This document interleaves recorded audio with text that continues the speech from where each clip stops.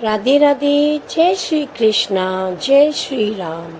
सोचिए, अगर कोई ऐसा व्यक्ति हो जिसने सिर्फ एक बार नहीं बल्कि हजारों बार रामायण होते हुए देखी हो, जिसने भगवान राम को अलग अलग युगों में जन्म लेते देखा हो, जिसने महाभारत के युद्ध को बार बार घटित होते देखा हो और जो समय की सीमाओं से परे जाकर भूत, भविष्य और वर्तमान में यात्रा कर सकता हो। सुनने में ये किसी साइंस फिक्शन फिल्म की कहानी लगती है, लेकिन हिंदू धर्म ग्रंथों में एक ऐसे महान ऋषि का वर्णन मिलता है जिनका नाम है काकभुशुंडी। काकभुशुंडी वे अमर ऋषि हैं जिन्होंने अनगिनत बार रामायण और महाभारत को अपनी आंखों से देखा है। एक ऐसे अमर ज्ञानी हैं जो कौवे के रूप में आज भी जीवित माने जाते हैं। कहा जाता है कि उन्होंने अनगिनत ब्रह्मांड देखे, असंख्य रामायणें देखी और समय के चक्र को अपनी आंखों से घूमते हुए देखा। आज की इस वीडियो में हम जानेंगे आखिर काकभुशुंडी कौन थे, उन्होंने अमरत्व कैसे मिला, उन्होंने कितनी बार रामायण और महाभारत देखी, हर बार क्या अलग हुआ, और सबसे बड़ा सवाल, क्या काकभुशुंडी प्राचीन भारत के टाइम ट्रैवलर थे। वीडियो दोस्तों अब बहुत ही रहस्यमय होने वाली है, तो अंत तक ज़रूर देखिए और कौन कौन काकभुशुंडी के बारे में जानते हैं वह कमेंट करके ज़रूर बताएं। तो आए हम काकभुशुंडी के बारे में जानते हैं। काकभुशुंडी का उल्लेख मुख्य रूप से रामचरितमानस और कई पुराणों में मिलता है।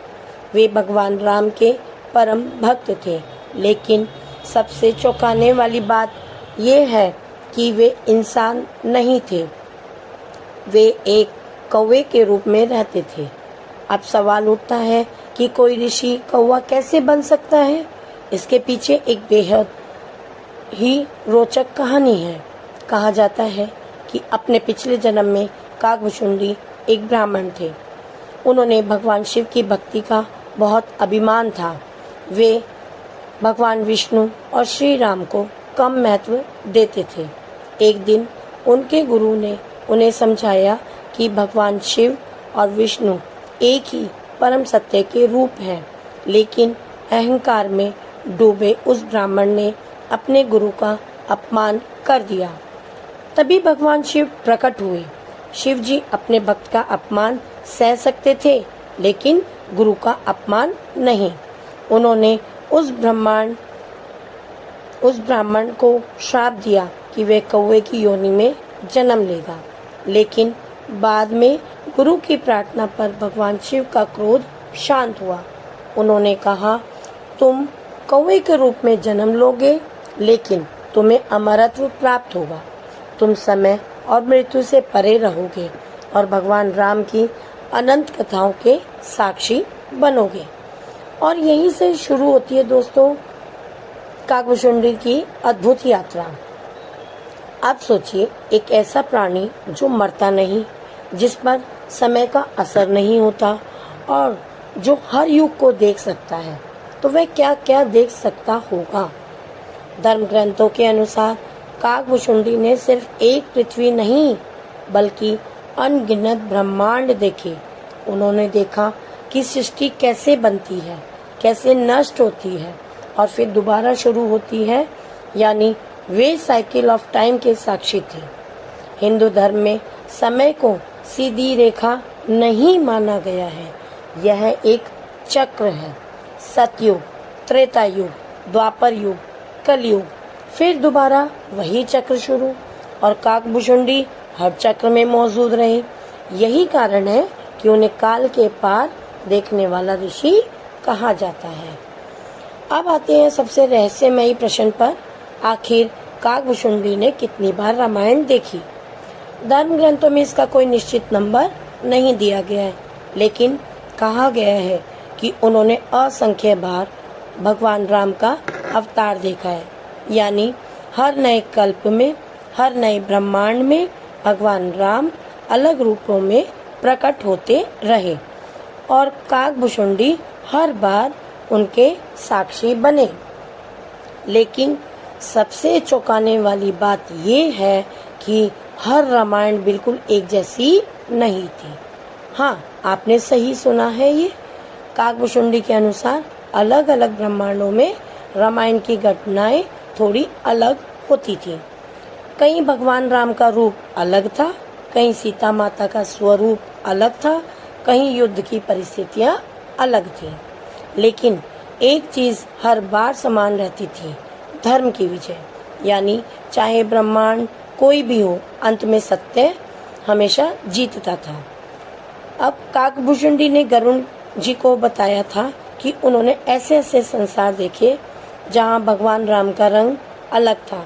कहीं वे नीले थे, कहीं स्वर्णिम आभा वाले। कुछ ब्रह्मांडों में रावण ज्यादा शक्तिशाली था, कुछ में युद्ध जल्दी समाप्त हो गया। एक ब्रह्मांड में तो उन्होंने देखा कि हनुमान जी का स्वरूप इतना विशाल था कि पूरा आकाश उनके तेज से भर गया। और सबसे रहस्यमयी बात, काकभूषुंडी ने कहा कि कुछ ब्रह्मांडों में घटनाओं का क्रम भी अलग था। अब अगर आधुनिक विज्ञान की भाषा में सोचे तो ये मल्टीवर्स थ्योरी जैसा लगता है। आज वैज्ञानिक भी मानते हैं कि शायद अनगिनत ब्रह्मांड मौजूद हों जहाँ घटनाएं अलग तरीके से घटती हों।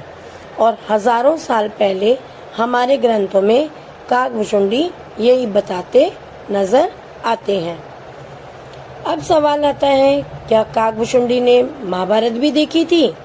सीधे तौर पर ग्रंथों में इसका विस्तृत वर्णन नहीं मिलता, लेकिन क्योंकि वे अमर थे और युगों के साक्षी थे, इसलिए माना जाता है कि उन्होंने द्वापर युग की महाभारत भी देखी है।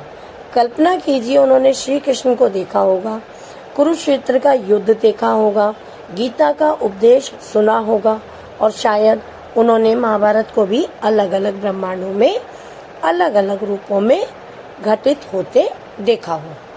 कुछ कथाओं के अनुसार काकभूषुंडी ने देखा कि हर युग में मनुष्य का अहंकार बढ़ता है और फिर धर्म की स्थापना के लिए ईश्वर अवतार लेते हैं। रामायण और महाभारत दोनों इसी सत्य को दर्शाते हैं। अब आते हैं सबसे दिलचस्प हिस्से पर। क्या काकभूषुंडी वास्तव में टाइम ट्रैवलर थे? तो देखिए, आधुनिक विज्ञान के अनुसार टाइम ट्रैवल का मतलब है समय में आगे या पीछे जाना। आज वैज्ञानिक वर्म होल, स्पेस टाइम और रिलेटिविटी जैसी थ्योरीज पर काम कर रहे हैं। लेकिन हिंदू धर्म में समय को बहुत अलग तरीके से समझाया गया है। यहाँ ऋषि ध्यान और आध्यात्मिक शक्ति से समय के पार जा सकते थे। काकभूषुंडी का वर्णन कुछ ऐसा ही संकेत देता है। वे भविष्य देख सकते थे, भूतकाल को याद कर सकते थे और अलग अलग युगों में यात्रा कर सकते थे। कुछ विद्वान मानते हैं कि काकभूषुंडी का समय यात्रा करना असल में उनकी चेतना का समय से ऊपर उठ जाना था। यानी उनका शरीर एक जगह हो सकता था, लेकिन उनकी आत्मा समय के किसी भी बिंदु को देख सकती थी। अब इसे आप आध्यात्मिक शक्ति कहिए या प्राचीन टाइम ट्रैवल, रहस्य आज भी बना हुआ है। काकभूषुंडी की सबसे प्रसिद्ध कथा गरुड़ जी से जुड़ी है। एक बार गरुड़ के मन में प्रश्न उठा, भगवान राम आखिर मानव रूप में कैसे दुख झेल सकते हैं? उनकी शंका दूर करने के लिए उन्हें काकभूषुंडी के पास भेजा गया। गरुड़ जी जब वहां पहुंचे तो उन्होंने एक कौवे को गहन ध्यान देते देखा। पहले उन्हें विश्वास नहीं हुआ कि इतना महान ज्ञानी एक साधारण कौवा हो सकता है, लेकिन जैसे जैसे काकभूषुंडी ने राम कथा सुनानी शुरू की, गरुड़ जी मंत्रमुग्ध हो गए। काकभूषुंडी ने उन्हें बताया, ईश्वर हर युग में लीला करते हैं और जो व्यक्ति अहंकार छोड़कर भक्ति में डूब जाता है वही सत्य को समझ सकता है। अब सबसे बड़ा रहस्य क्या है? काकभूषुंडी आज भी जीवित है या नहीं? कई मान्यताओं के अनुसार हाँ, कहा जाता है कि वे हिमालय के किसी गुप्त स्थान में आज भी तपस्या कर रहे हैं। कुछ लोग मानते हैं कि वे एक दिव्य लोक में रहते हैं जहाँ समय रुक जाता है, और जब भी कोई सच्चा साधक भगवान राम की भक्ति में डूबता है तो काकभुशुंडी उसकी सहायता करते हैं।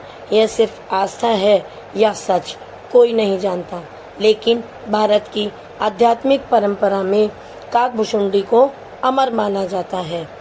अब जरा सोचिए, आज विज्ञान जिन चीज़ों को खोज रहा है, multiverse, time deletion, parallel universe, cyclic universe, उनके संकेत हमारे प्राचीन ग्रंथों में हजारों साल पहले से मौजूद है।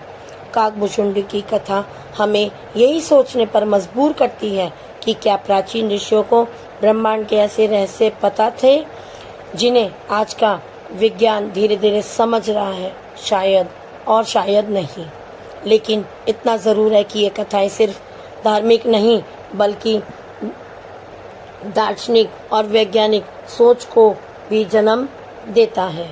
तो दोस्तों, काकभुशुंडी सिर्फ एक पौराणिक पात्र नहीं है, वे समय के साक्षी हैं, भक्ति के प्रतीक है, और इस बात का प्रमाण है कि ज्ञान शरीर से नहीं चेतना से आता है। एक साधारण कौवे के रूप में रहकर भी उन्होंने वो देखा जो देवता भी नहीं देख पाए। उन्होंने अनगिनत रामायणें देखी, असंख्य युग देखे, और शायद समय के उस रहस्य को समझ लिया जिसे इंसान आज भी खोज रहा है। अब आप हमें कमेंट करके बताइए, अगर आपको समय में यात्रा करने का मौका मिले तो आप रामायण देखना चाहेंगे या महाभारत। अगर वीडियो पसंद आई तो लाइक ज़रूर करें, चैनल को सब्सक्राइब करें और बेल आइकन को दबाना मत भूलिएगा। राधे राधे, जय श्री कृष्णा।